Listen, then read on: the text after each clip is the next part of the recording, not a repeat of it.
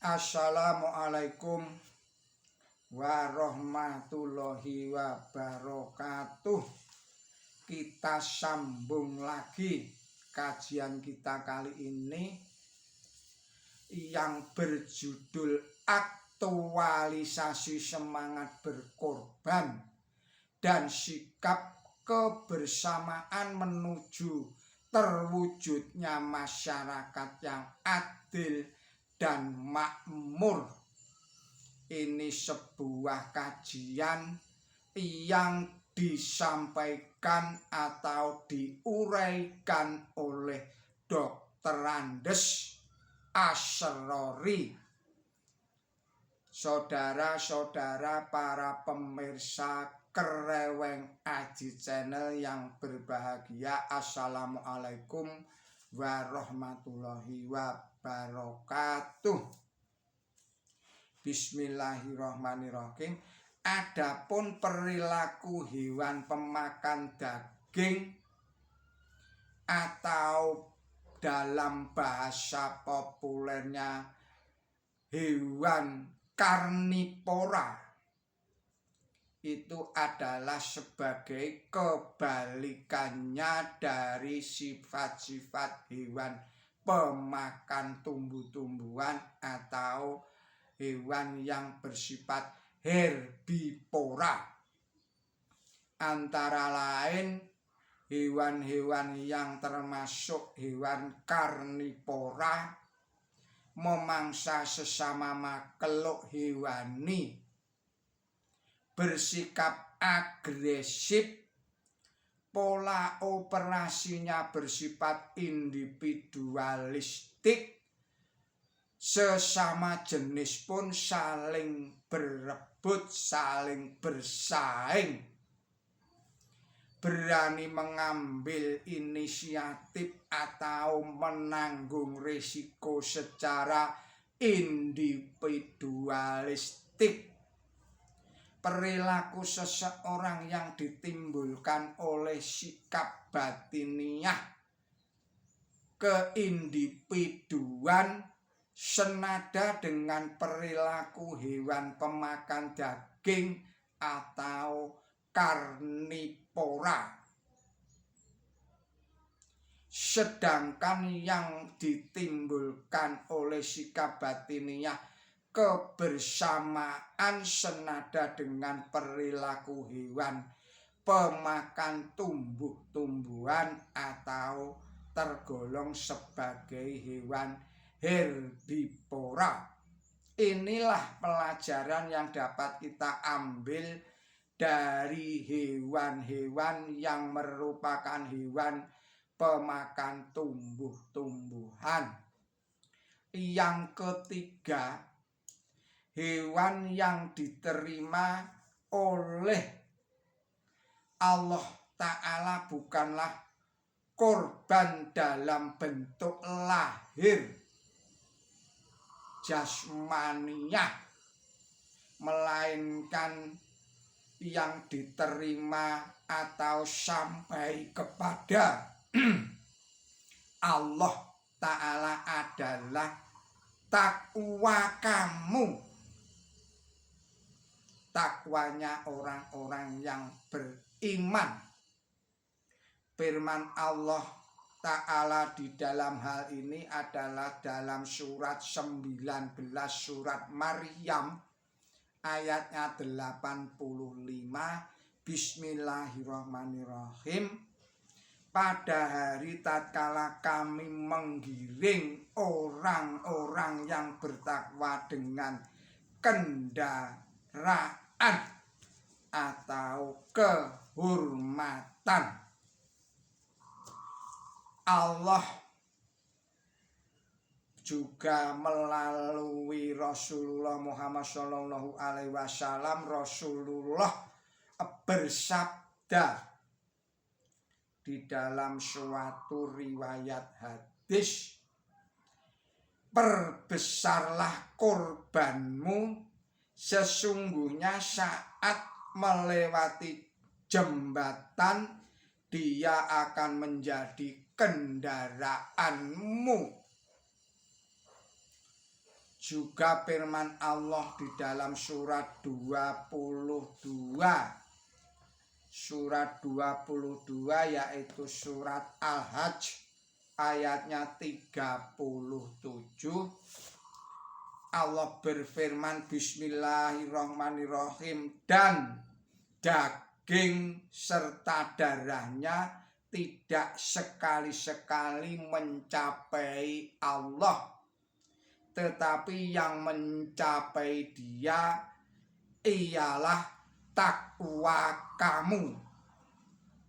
Ayat ini dengan jelas menyatakan bahwa yang sampai kepada Allah adalah takwanya seseorang.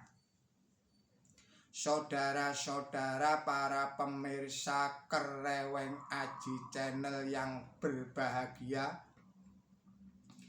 dengan demikian kendaraan yang kita naiki nanti sebenarnya adalah ketakwaan kita. Ketakwaan kita kepada Allah Subhanahu wa Ta'ala. Adapun perwujudannya di dunia ini dilambangkan dalam bentuk hewan kurban yang disembelih pada hari raya kurban dan pada hari raya dan pada hari tasyrik. Kemudian yang keempat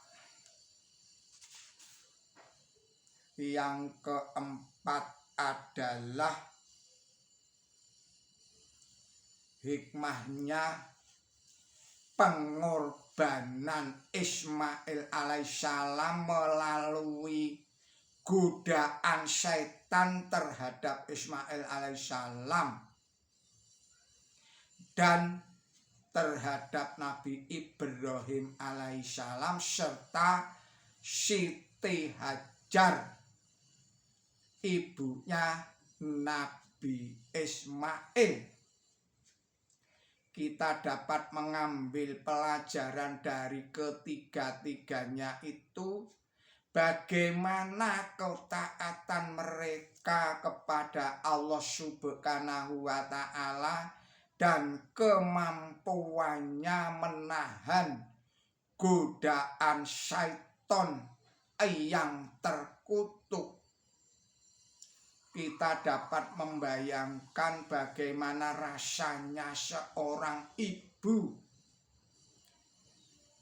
dan seorang anak ditinggalkan oleh ayahnya di lembah yang tandus dan kering. Bagaimana rasanya seorang ayah harus berpisah dengan anaknya yang tercinta dan istrinya yang terkasih, padahal anak itu masih bayi, masih memerlukan banyak perhatian baik dari pihak ibu maupun dari pihak ayah. Jadi ketaatan adalah merupakan pengorbanan. Ketaatan adalah merupakan pengorbanan yang besar dan tidak kalah dengan pengorbanan yang bersifat materi atau jasmaniah atau bersifat lahiriah saja.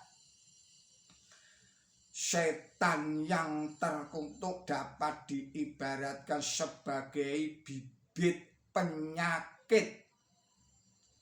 Untuk mengalahkannya dapat menggunakan bibit penyakit yang dilemahkan, yang dalam bahasa populernya disebut sebagai vaksin. Yang disebut vaksin. Oleh karena itu, untuk mengalahkan syaitan yang terkutuk itu adalah dengan melemahkan melemahkan setan itu sendiri sehingga dapat dijadikan sebagai spirit atau lawan tanding. Dengan adanya setan yang kita lemahkan, maka kita akan semakin tegar dan tahan atas segala godaannya setan yang terkutuk itu, gangguan dan rintangan yang ditimbulkannya.